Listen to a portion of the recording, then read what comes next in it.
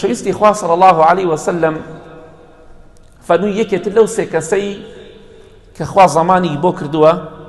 وعدی پێداوە ڕزقی فراوان کە ژیانی خۆشکە واگەر بشمرێ بیخاتە بەهەشتەوە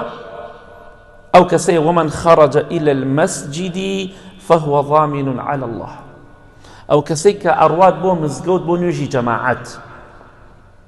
جەماعەت ئەوە خوای گەورە زەمانی بۆ کردووە ڕزقی زیاد کات بە هۆی نوێژە جەماعەتەکەیەوە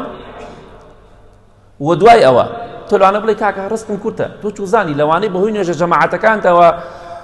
حاڵت باشتر بێ بەڵام تۆ پێی نازانی بێگومان خوا وعدی دا و وعدە خلاف نییە و ئەگەر بشمریت مادەم ئەهلی جمعە و ئەهلی جەماعەتی بەتایبەت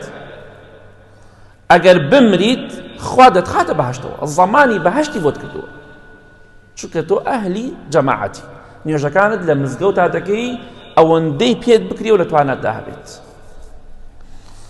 پێغەمبەری خوا صلی الله علیه وسلم لە حەدیثێکی صحیحدا دەفەرمێ هەر کەسێک مزگەوت بکا بە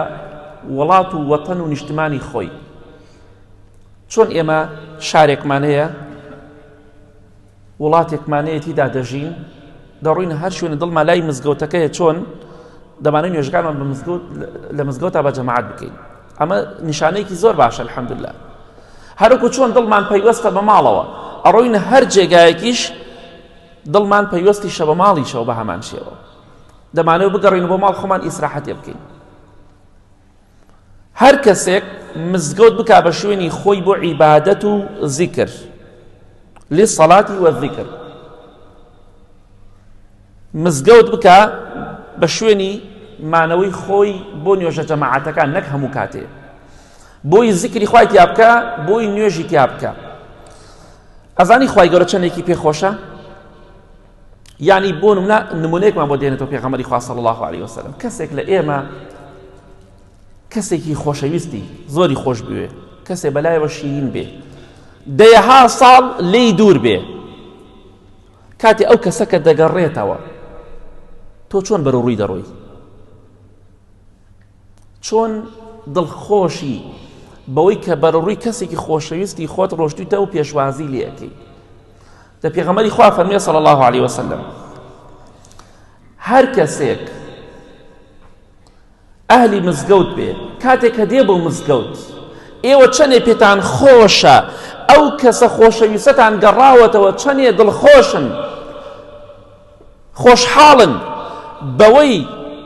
کە ئەو کەسە گەڕاوەتەوە خوای گەورەش ئەوەندەی پێ خۆشە کاتێک کە کەسێ دێ بۆ مزگەوت لە مزگەوتا بە جەماعەت دەکە ئەها چەندێ خوا پێی خۆشە بۆیە زەمانی بەهەشتت بۆکە خواناسێکە بوو ئیمامی سەعیدی کوڕی عەبدولعەزیز وەکو ئێمە ئیمان زەعیف نەبوون ئەوان پیاوی چاک بوون خواناز بوون ئەفەرمێ ئیذا فاتته صلاة الجماعة بكى هەر کاتێ نوێژی جەماعەتی بفەوتیایە ئەم پیاوە